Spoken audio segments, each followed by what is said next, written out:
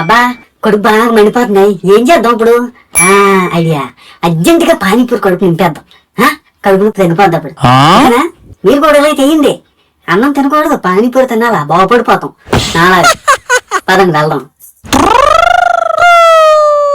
ఏ బాబు, ఓ plate panipuri అమ్మా. ఎలా ఉండాలంటే పానీపూరి మసాలా వేసి, కొత్తిమీర వేసి, పెరిగేసి నిగనిగలాడిపోవాలి. ఇలా నోట్లో వేసిన వెంటనే కడుపులో దిగిపోవాలి. అలా పానీపూరి చేయమ్మా. ఓ ప్లేట్ చాలు. తర్వాత ఇంకేమైనా కావాలి చెప్తాను. నువ్వే రా, ఎక్కడమ్మా?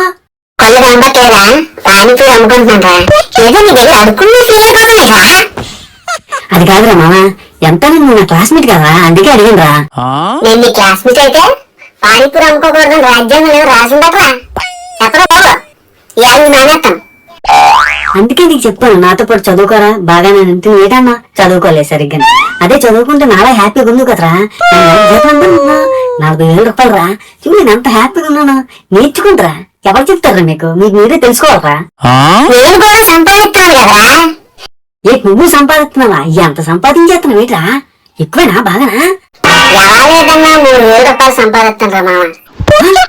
3,000 రూపాయలే? ఎలాగరా ఇంత సంపాదించేది? ఎలాగరా?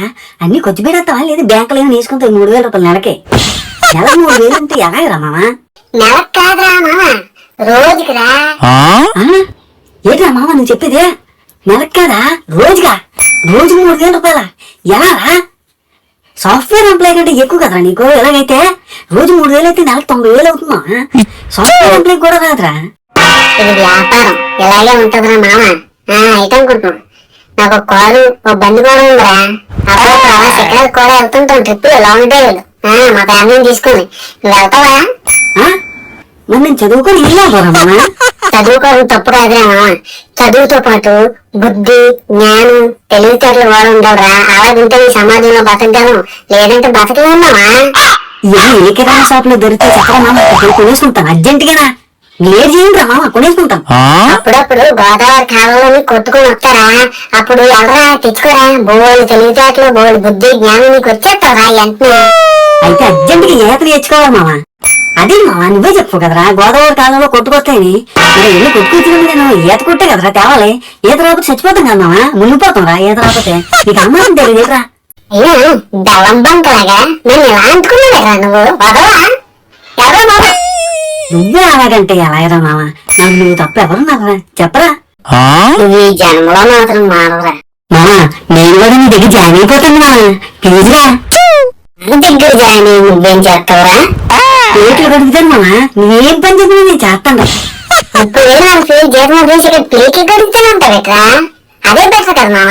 నా జీతం 30,000 40,000 కాదు మామ, 10,000రా. ఏంటనుకుంటున్నా మరి?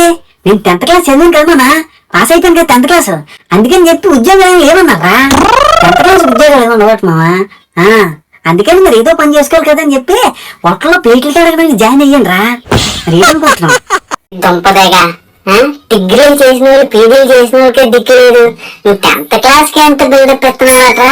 అదే నీకు జీతం ఎంత కావాలి చెప్పు. నీకు 90,000 వచ్చినప్పుడు నాకు ఒక 20,000 ఇవ్వడేమట్రా? నువ్వు నా ఫ్రెండ్ దగ్గర ఇచ్చేస్తావు మామ. అలాగే మామ మర్చిపోకుండా ఏం చేస్తావంటే నాకు రోజుకు 2 ప్లేట్లు పానీపూరి కూడా ఇవ్వాలరా. ఎందుకనుకుంటున్నా? డబ్బులు నాకు మామ, పానీపూరిలో కడుపు కూడా ఉండాలి కదరా. మరి అది ఎలా బతుకుతావు మామ?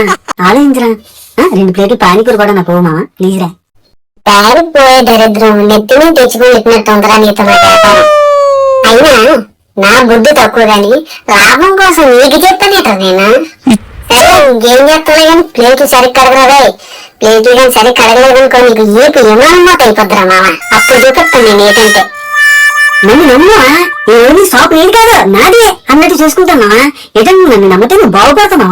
నిన్నెక్కడికో తీసుకెళ్ళిపోతాను రా మామ, ఇక్కడ మాత్రం ఉంటుందిరా నిన్ను. నీ షాపా? ఇదేదో తేడాగా ఉందిరా.